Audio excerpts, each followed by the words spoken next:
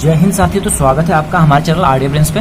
तो साथियों, जैसा आपको पता है कि हम लोग जो है यहाँ पे एंट्रेंस एग्जामिनेशन जो सीआईटीएस का 17 जुलाई को होने वाला है, उससे रिलेटेड जो है यहाँ पे नन टेक जो है 25 मार्क्स के लिए यहाँ पे जो है प्रैक्टिस कर रहे हैं। एक तरह से जो क्वेश्चंस प्रीवियसली जो क्वेश्चंस पूछे गए हैं उसी के आधार पर मॉडल क्वेश्चंस का मैं यहाँ प्रैक्टिस करा रहा हूँ। हालांकि सेट 1 और सेट 2 जो मैं आपको दिया था वो बिल्कुल और बिल्कुल जो है जो पिछली बार जो क्वेश्चंस पूछे गए थे उसी पे मैंने आपको वीडियोस दिए थे, जहाँ की जो क्वेश्चन पूछे गए थे उसका मैं प्रैक्टिस कराया था। आज जो सेट 3 है इसमें उसी के आधार पर जो क्वेश्चंस मैं लेकर के आया हूँ। यहाँ पे आपको पता होना चाहिए कि जो सीआईटी एंट्रेंस एग्जाम होता है ये आपका टोटल 100 मार्क्स का होता है। 100 मार्क्स में जो है 75 क्वेश्चंस जो होंगे, जो कि 75 मार्क्स का होगा, 1 क्वेश्चन 1 मार्क्स का, ये आपके ट्रेड से रहेगा क्वेश्चन, और 25 क्वेश्चन जो रहता है नन टेक, जिसमें कि रीजनिंग और मैथ से क्वेश्चन रहता है। तो ये 25 मार्क्स के लिए आपको जो है ज्यादा कुछ नहीं करना, बहुत ही सिंपल मैथमेटिक्स और बहुत ही सिंपल रीजनिंग के क्वेश्चंस पूछे जाएंगे। तो यहाँ पे मैं कुछ क्वेश्चंस का प्रैक्टिस करा रहा हूँ, और आगे वाले आने के जो आगे सेट्स आएंगे उसमें भी आप लोगों को और भी चीजें जिसमें कवर करूंगा मैं, ठीक है। तो एग्जाम तक जो है आप लोगों का इस तरह से चलता रहेगा। तो चलिए यहाँ पे जो हम लोग कुछ क्वेश्चंस करते हैं जो कि आपके एग्जाम पॉइंट से बहुत ही इंपॉर्टेंट होंगे। तो देखिए, लास्ट क्लास जो था उसमें मैंने आपको नंबर सीरीज का और जो है अल्फाबेट सीरीज का क्वेश्चंस आपको दिया था, ठीक है। अभी आज वाले में हम लोग कुछ जो है जो कि आपका वो था डिकोडिंग वगैरह टाइप का था। आज हम लोग देखिए यहाँ पे रीजनिंग के कुछ क्वेश्चंस उठाए हैं और मैथ के भी क्वेश्चंस करेंगे। तो देखिए, पहला क्वेश्चन हमारे पास जो आ रहा है, कहा जा रहा है कि जो गाय है उसका जो ये बच्चा होता है उसको क्या कहते हैं, बछड़ा कहते हैं। गाय के बेबी को, गाय के बच्चे को क्या कहते हैं हम लोग, बछड़ा कहते हैं। तो जो बकरी होती है इसके बच्चे को क्या कहा जाता है, क्वेश्चन मार्क। ऑप्शन देखिए, बछेड़ा, पिल्ला, छौना या मेमना। तो ये इंग्लिश में भी आपको ऐसे क्वेश्चंस मिल जाएगा। बहुत सारे कैंडिडेट्स जो हैं हिंदी मीडियम के, इसलिए मैं हिंदी में क्वेश्चंस उठाया हूँ। लास्ट क्लास में तो आपको इंग्लिश में बताया था। तो देखिए, इसको क्या कहते हैं हम लोग, बकरी के बच्चे को हम लोग मेमना कहते हैं, ठीक है। क्या कहते हैं, मेमना। ओके, ऑप्शन नंबर डी चले जाएगा। आगे क्वेश्चन हम लोग देखें। देखिए, यहाँ पे दिया गया है कि मछली जैसे जल से संबंधित है। मछली जो होती है जल से संबंधित क्यों है, कि मछली जो है जल में रहती है। तो यहाँ पे बोला जा रहा है कि वैसे ही चिड़िया किससे संबंधित होगी। तो चिड़िया बताना है आपको, चिड़िया किससे संबंधित होगी बताइए। जाहिर सी बात है, देखिए यहाँ पे आकाश, वायु, जल, भोजन। भोजन तो नहीं होगा, जल भी नहीं होगा। अब यहाँ पे आकाश और वायु में थोड़ा सा आप कंफ्यूज हो सकते हैं। देखिए, तो इसका क्या आंसर हो जाएगा, राइट बताइए। चिड़िया किससे संबंधित है, आकाश से, ठीक है। चिड़िया हो जाएगा इससे, आकाश से। ठीक है, 2 नंबर क्वेश्चन। चलिए क्वेश्चन नंबर 3 देखिए। मोची जो होता है वो चमड़ा से संबंधित है, तो दर्जी किससे संबंधित होगा। और मोची का काम क्या होता है, चमड़े के सामान को, जैसे जूता बनाना और बैग वगैरह सब बनाना। उस तरह से दर्जी क्या हो जाएगा, दर्जी का काम क्या होता है, कपड़ा सिलना, है ना। तो ऑप्शन नंबर चल जाएगा, ऑप्शन नंबर डी। अब देखिए ऑप्शन देख लीजिए, यहाँ कमीज भी दिया हुआ है, धागा भी दिया है, कपड़ा भी दिया है। तो आप कमीज में कंफ्यूज हो सकते हैं, बट यहाँ पे आंसर क्या हो जाएगा, कपड़ा हो जाएगा, ठीक है। अब देखिए यहाँ पे अगला क्वेश्चन जो आपके लिए है, विषम शब्द इनमें से चुनना। विषम कौन से हैं। अब देखिए यहाँ पे कह रहा है वर्ग फीट, जिसको कि आप लोग फीट या फिर फुट स्क्वायर भी कहते हैं। ये है वर्गमूल है, वर्ग इंच है, वर्ग मीटर है। ये क्वेश्चन अच्छा है, बताइए। देखिए, ये जितने भी हैं, वर्ग फीट हो गए, चाहे वर्ग इंच हो गए, चाहे वर्ग मीटर हो गए, ये एरिया को एरिया की इकाई है, ठीक है। क्या है, एरिया की इकाई है। पर ये जो वर्गमूल है ये क्या है, ये वर्गमूल कोई मेजरिंग जो है यूनिट नहीं है। वर्गमूल क्या है, जैसे कि मान लेते हैं 4 का मैं वर्गमूल बोलूंगा, क्या आएगा, 2 आएगा। तो ये कोई यूनिट तो नहीं हुआ ना। लेकिन ये फुट स्क्वायर हो जाए, चाहे इंच स्क्वायर हो जाए, चाहे मीटर स्क्वायर हो जाए, ये सभी क्या है, ये तीनों इकाइयां हैं, पर ये इकाई नहीं है। आइए अगला क्वेश्चन देखते हैं हम लोग। अगला क्वेश्चन कहा जा रहा है विषम शब्द इसमें से चुनना है, तो कौन सा इसमें ऑड है, ठीक है। ऑड कौन सा है वो आपको यहाँ पे बताना है। देखिए यहाँ पे क्वेश्चन है हमारा, नाक है, होठ है, गला है और आंख है। अब इसमें थोड़ा सा कंफ्यूज हो सकते हैं, तो बताइए इसका आंसर क्या हो जाएगा। देखिए, अगर नाक की बात करें, चाहे होठ की बात करें, चाहे आंख की बात करें, ठीक है, ये सभी कहाँ आपको देखने को मिलता है, ये सभी चेहरे के पार्ट है, मतलब कि फेस का। ये फेस में नाक आपको देखने को मिलेगा, होठ भी देखने को मिलेगा और आंख भी देखने को मिलेगा। बट जो गला है, गला आपको फेस में नहीं होकर, गला से क्या होता है, फेस के चेहरे के नीचे होता है, इसलिए यहाँ पे गला लग गया। अब इसको आप कुछ लड़के सोचेंगे कि सेंस ऑर्गन्स, ठीक है, सेंस ऑर्गन के हिसाब से अगर सोचते हैं, देखिए नाक तो हो जाएगा, आंख हो जाएगा, लेकिन होठ और गला ये दोनों ही सेंस ऑर्गन नहीं होता है, इसलिए इसमें वो लॉजिक नहीं लगेगा। समझ गए, ऑप्शन नंबर सी। अब ये क्वेश्चन देखिए बहुत अच्छा क्वेश्चन है, बनाना है आप लोग को। क्वेश्चन नंबर 6 है, देखिए कह रहा है सी माता है ए और बी की, यदि डी पति है बी का तो सी कौन है डी की। अब देखिए इस क्वेश्चन को कैसे बनाइएगा, इसको, ये रीजनिंग का अच्छा क्वेश्चन है जो कि आपका ब्लड रिलेशन का क्वेश्चन है। यहाँ पे देखिए सी जो बोल रहा है माता किसकी है, ए और बी की है, मतलब जो माता है वो ऊपर रहेगी और माता मतलब कि स्त्रीलिंग है, ठीक है, फीमेल, इसलिए हम लोग नेगेटिव लगा दिए माइनस।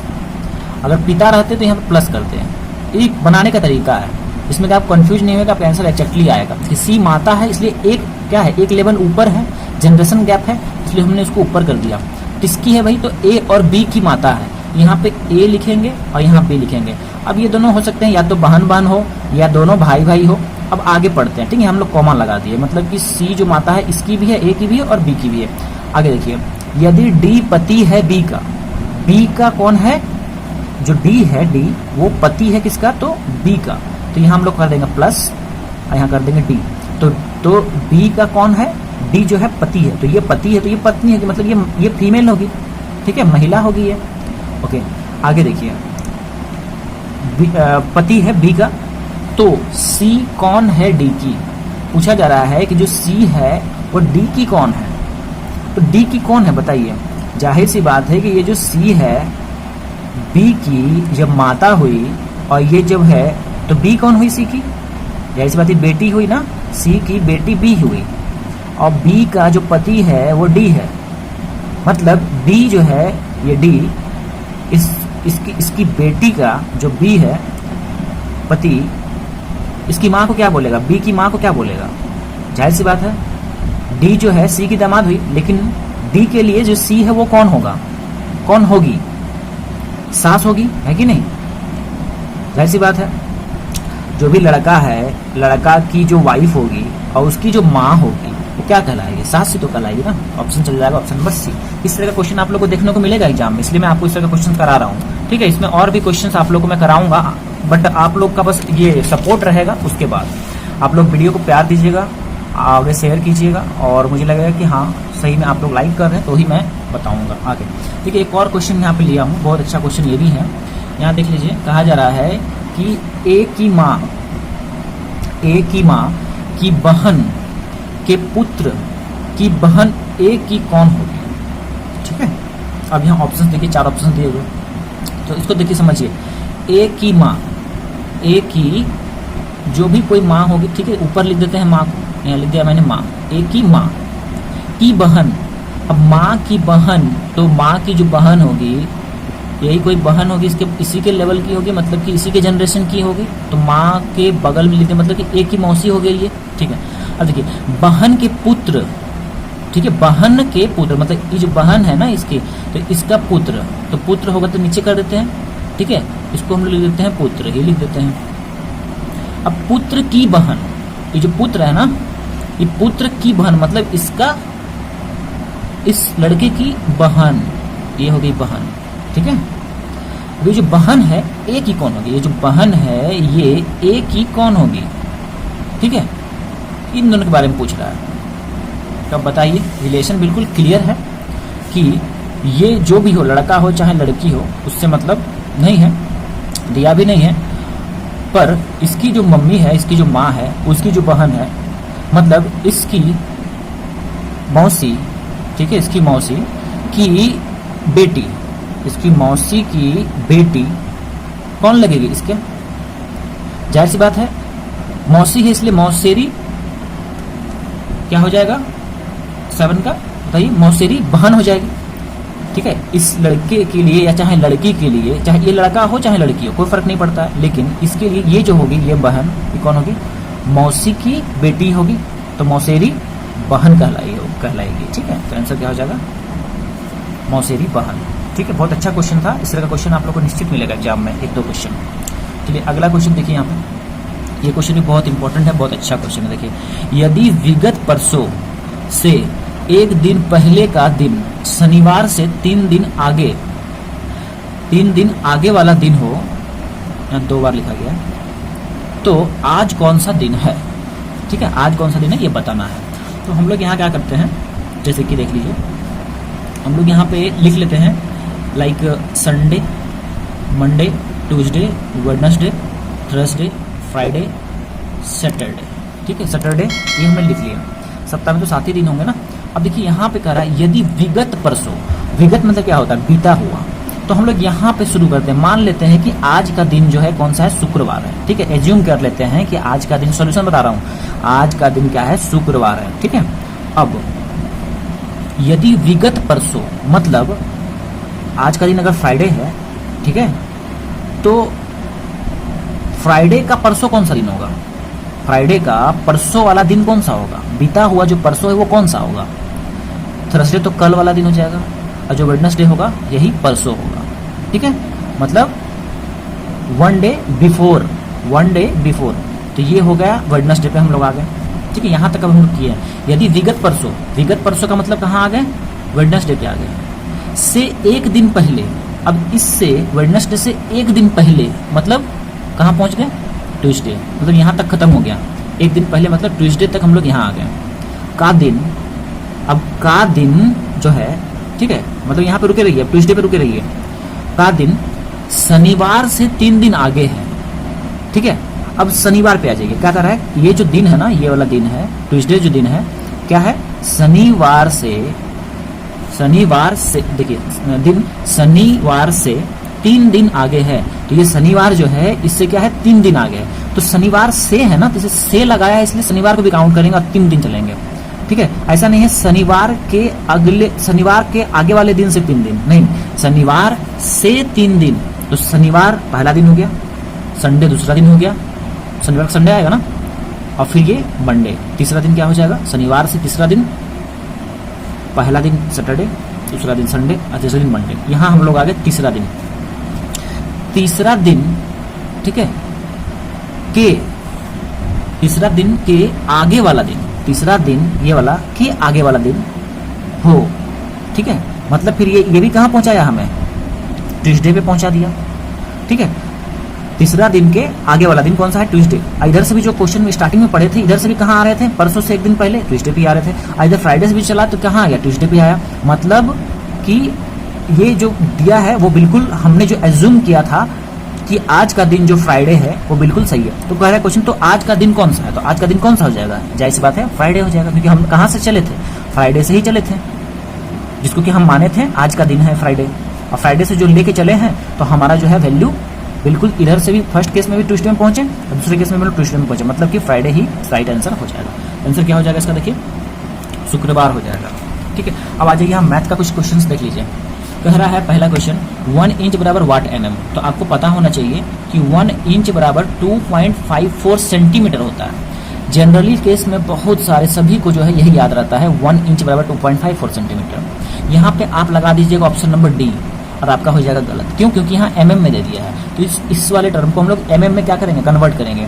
तो क्या करेंगे बताइए, इतना सेंटीमीटर है, इसको मिलीमीटर में कन्वर्ट करने के लिए 10 से मल्टीप्लाई करेंगे, ठीक है, 10 से मल्टीप्लाई करेंगे, तो 10 से मल्टीप्लाई कीजिएगा तो क्या हो जाएगा 2540, 2 के बाद डेसिमल यहाँ लगा देते हैं, तो क्या हो गया 25.4 mm आंसर। तो ऑप्शन कौन सा हो जाएगा बताइए, ऑप्शन नंबर बी चले जाएगा, ठीक है। आइए अगला क्वेश्चन देख लीजिए, ये वाला क्वेश्चन प्रोडक्ट निकालना, सिंप्लीफाई का, इस तरह का आसान क्वेश्चन आपको मिलेगा, नो डाउट, टेंशन नहीं लेना है, ठीक है, बहुत आसान क्वेश्चन देखने को मिलेगा, बस कंसेप्ट रहना चाहिए। देखिए इसको मल्टीप्लाई करने बोल रहा है, तो जाहिर सी बात है मल्टीप्लिकेशन में आपको डेसिमल का चेकिंग कर रहा है कि आपको आ रहा है कि नहीं आ रहा है।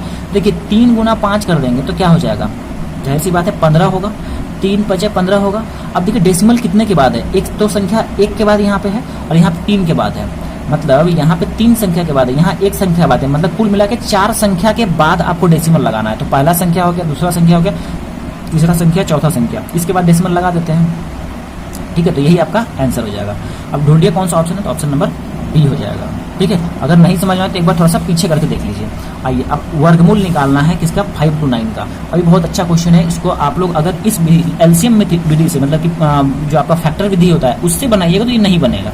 5 to 9 आपको पता ही नहीं चलेगा किसका जो है 3 से कट रहा है, हालांकि 3 से नहीं कट रहा है, 4 से भी नहीं, 5 से 6, 7 से कटेगा ही, डायरेक्ट किससे कटेगा तो 23 से कटेगा।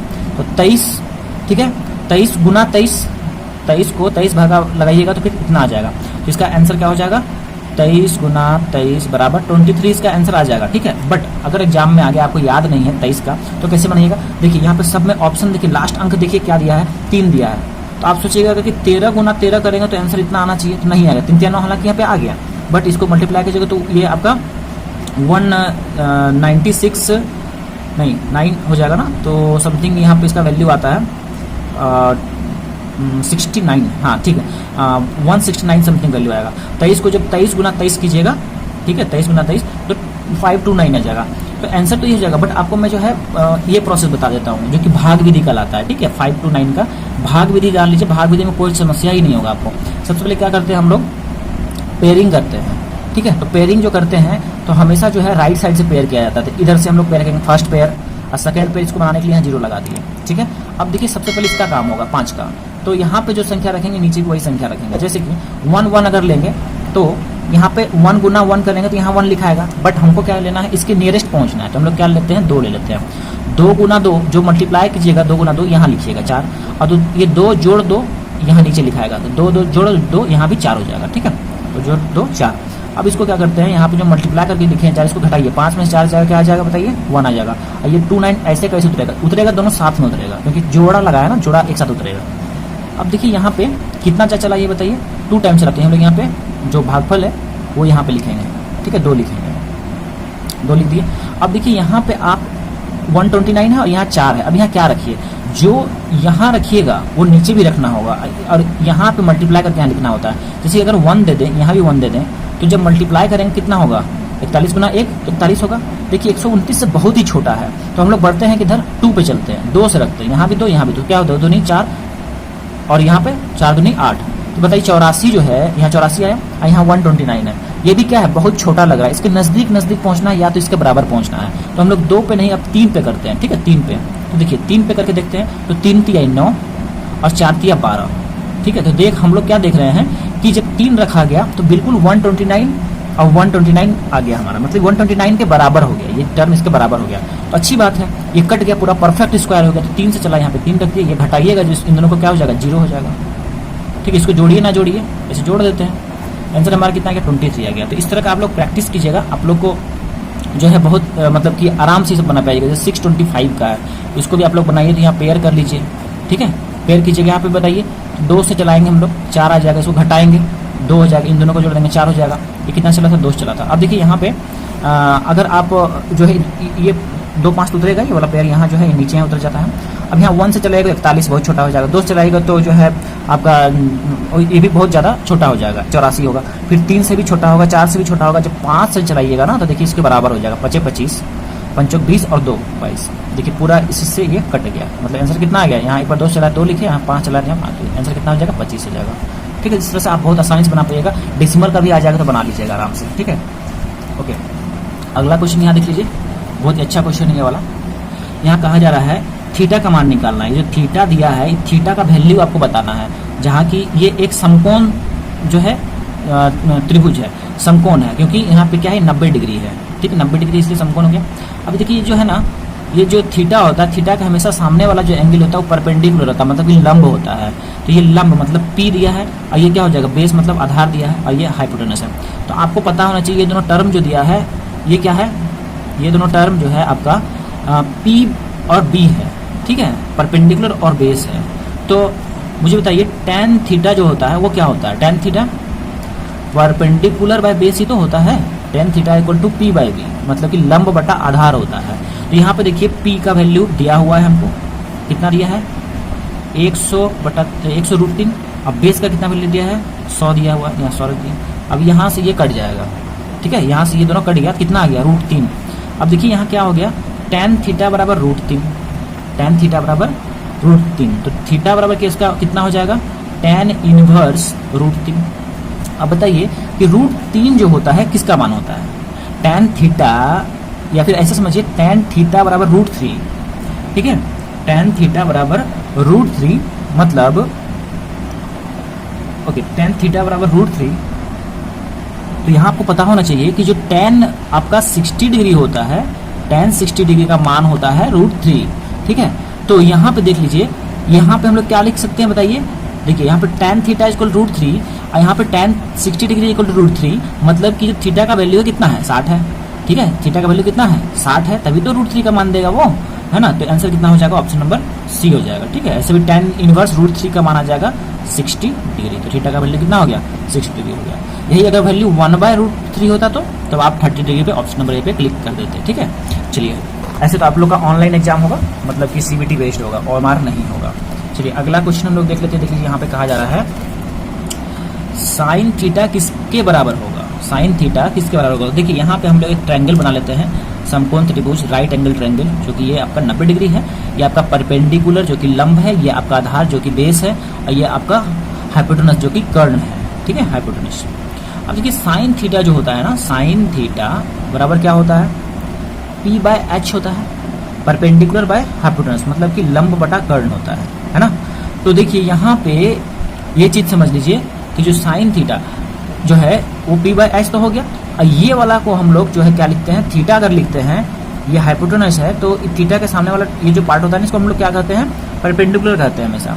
तो ये जो है इसको कर्ण कहते हैं, हाइपोटेनस कहते हैं, तो ये हमेशा क्या कहलाएगा, अपोजिट साइड कहलाएगा। ठीक है, थीटा के सामने वाला जो आर्म होता है, थीटा के सामने वाला जो आर्म होता है या जो भुजा होता है, उसको हम लोग अपोजिट साइड भी कहते हैं, अपोजिट साइड, जिसको कि परपेंडिकुलर भी यहाँ पे कह रहे हैं, परपेंडिकुलर कहा जाता है। और जो नीचे जो हो गया इसको हम लोग बेस तो कहते हैं या फिर एडजेसेंट साइड कहते हैं। क्या कहते हैं, एडजेसेंट साइड। तो यहाँ बताइए क्या हो जाएगा, साइन थीटा बराबर परपेंडिकुलर, मतलब ये क्या कहलाएगा, अपोजिट साइड जो कह सकते हैं, opposite side divide by hypotenuse. तो ऑप्शन देखिए कौन सा है, opposite side divide by hypotenuse, मतलब ऑप्शन नंबर ए लग जाएगा।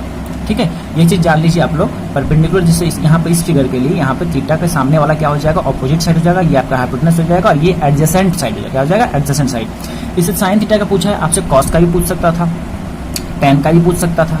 ठीक है, तो जैसे टेन थीटा का बताइए तो क्या हो जाएगा, टेन थीटा आपको पता होना चाहिए, टेन थीटा बराबर होता है P/B होता है, परपेंडिकुलर बाय बेस या फिर लंब बटा आधार होता है। तो क्या हो जाएगा, opposite side divide by adjacent. तो क्या हो जाएगा, opposite side divided by adjacent, है ना, एडजेसेंट साइड, ये हो जाएगा। ठीक है, आइए अगला क्वेश्चन देखिए। अगला क्वेश्चन क्या है, 14 नंबर, what is the volume of rectangular tank of 30 metre length, 20 metre width और 10 मीटर हाइट है। मतलब कि एक रेक्टेंगुलर टैंक है, रेक्टेंगुलर टैंक आयताकार जो है टंकी है, जिसको कि आप क्या बोलिएगा, एक क्यूबॉइड भी आप इसको बोल सकते हैं। ठीक है, घनाभ भी कह सकते हैं, इसमें पानी भरिएगा तो टैंक तो ही हो गया ना, बॉक्स भी कह सकते हैं इसको।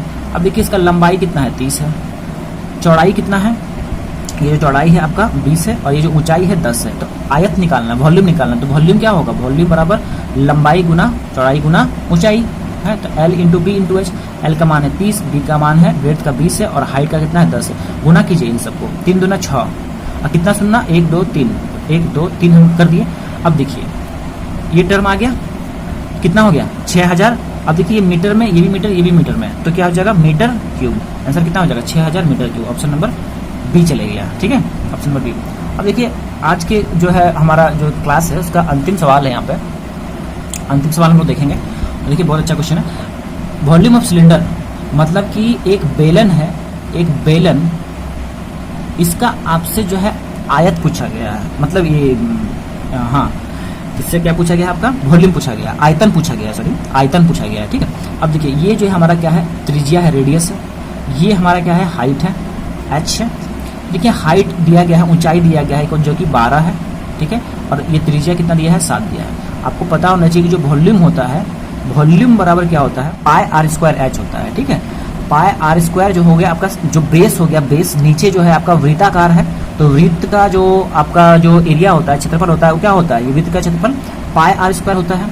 अब बस इसी जो वृत्त है इसको आप ऊपर उठा लीजिएगा, इस तरह से इसको जब ऊपर ऐसे उठा लीजिएगा तो क्या बन जाता है, सिलेंडर बन जाता है, बेलन बन जाता है। तो बस ये इस आपका एरिया में गुना कर देते हैं हम लोग, हाइट से गुना कर देते हैं। ठीक है, तो सर्कल का एरिया गुना हाइट बराबर क्या हो जाएगा, सिलेंडर का एरिया, मतलब कि वॉल्यूम हो जाएगा।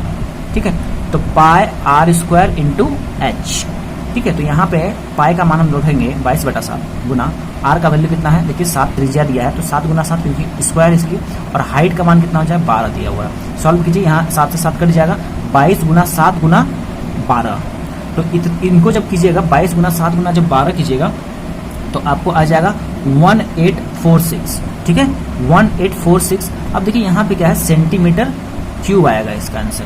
ठीक है, सेंटीमीटर क्यूब। यहाँ ऑप्शन ऑब्जर्व कीजिएगा, सबसे पहले देखिए यहाँ 1846 मीटर क्यूब है, आप इसको लगा दीजिएगा, ठीक, जो कि गलत हो जाएगा। क्यों, क्योंकि यहाँ देखिए मीटर क्यूब दिया हुआ है, और आंसर में जो है आया क्या है आपका सेंटीमीटर क्यूब, क्योंकि ये भी सेंटीमीटर में दिया है, ये भी सेंटीमीटर दिया है, इसीलिए यहाँ पे हमारा जो आंसर आएगा किसमें आएगा, तो सेंटीमीटर क्यूब में आएगा। ऑप्शन कौन सा जाएगा, डी जाएगा, ना कि सी नहीं जाएगा, क्योंकि यहाँ पे डाटा वही है लेकिन यूनिट में डिफरेंस है। समझ गए?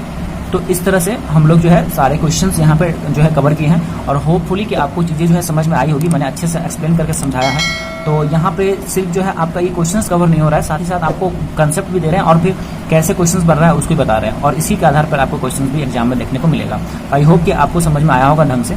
तो वीडियो को शेयर कर दीजिएगा अपने ग्रुप्स में, और जो है जो भी आपके साथी संबंधित जो कि CITS का एंट्रांस देने वाले हैं उनको शेयर कीजिएगा। और सभी तरह के अपडेट्स जो भी हैं काउंसलिंग से रिलेटेड या फिर जो है आपका अलॉटमेंट, सीट अलॉटमेंट से रिलेटेड काउंसलिंग, फिर उसके बाद जो है हॉस्टल वगैरह सभी चीज़ों का आप लोग को वीडियो आप लोग चैनल पे मिल जाएगा। तो और आने वाले टाइम में मिलेगा। तो धन्यवाद हमारे साथ जुड़ने के लिए।